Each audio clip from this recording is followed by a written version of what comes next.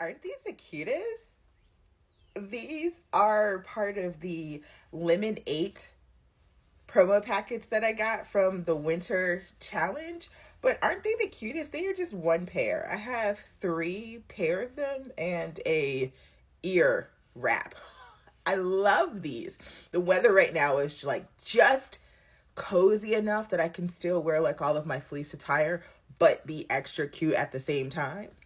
I'm excited about that because I'm getting ready to spend the day with my husband going and checking on his properties. He's a commercial landscaper, and y'all, I love my husband tremendously. He's my earth angel, and I love him, but I am in love with him.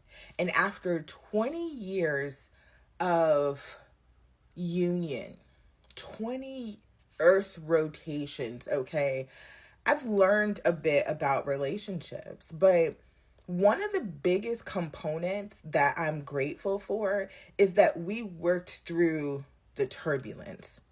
111, as I set that on the dial. We worked through the noise.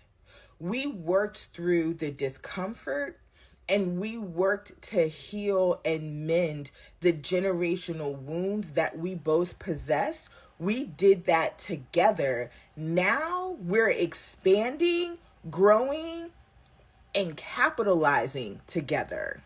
My parents were divorced, and I watched them marry other people as well too. And then his parents were also divorced and then married to other people.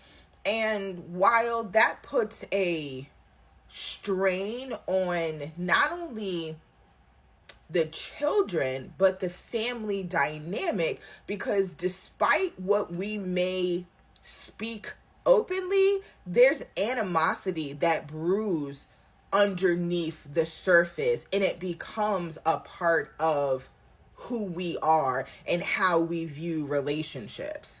In the beginning, I had this notion that I didn't want to experience what my parents went through because I saw the dysfunctionality, but not always the functionality or what led up to the communion of their union, okay? What led up to the communion of their union.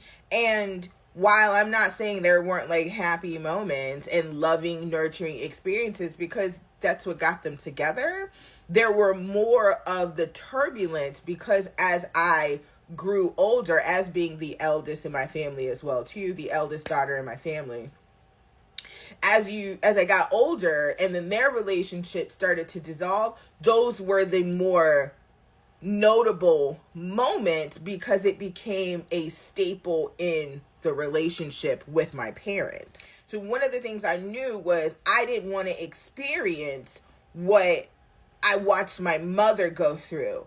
But the other component is I didn't experience the loving, nurturing, supportive, and receptive giving because I didn't witness that as much because I witnessed more of the dissolution, right? Follow where I'm headed with this.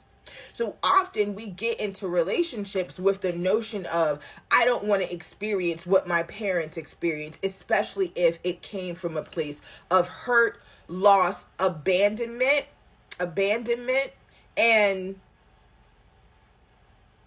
lack of compassion and unconditional love. Because the moment you stepped out of the role or the component in which was peaceful with the dissolution, peaceful within the dissolution, you were the challenge that needed to be resolved. Does this make sense?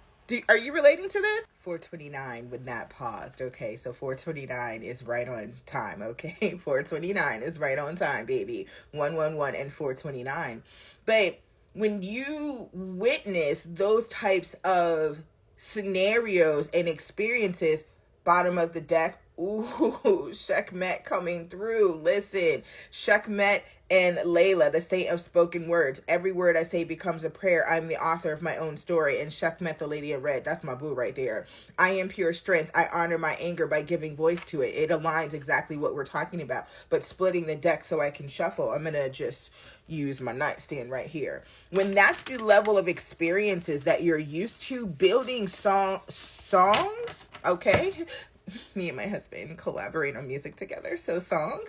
But I was going to say building strong, solid union and relationship is all about not replicating what you witness, not really cementing what you want to experience. Ashe, and so it is. So you're in the mindset of not wanting to replicate what you witnessed, instead of cementing into existence what you actually want to experience.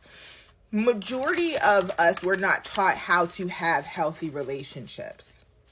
So we only know relationships based upon the perspectives of what we may have witnessed in external circumstances, right? And they may not have been the healthiest unions, or we know what we may have seen from like TV, right? Like we were not necessarily taught how to communicate, how to expand, how to have compassion, how to have consideration, how to have differences of opinions openly and healthily. All we know is not to make waves and not to make noise, okay?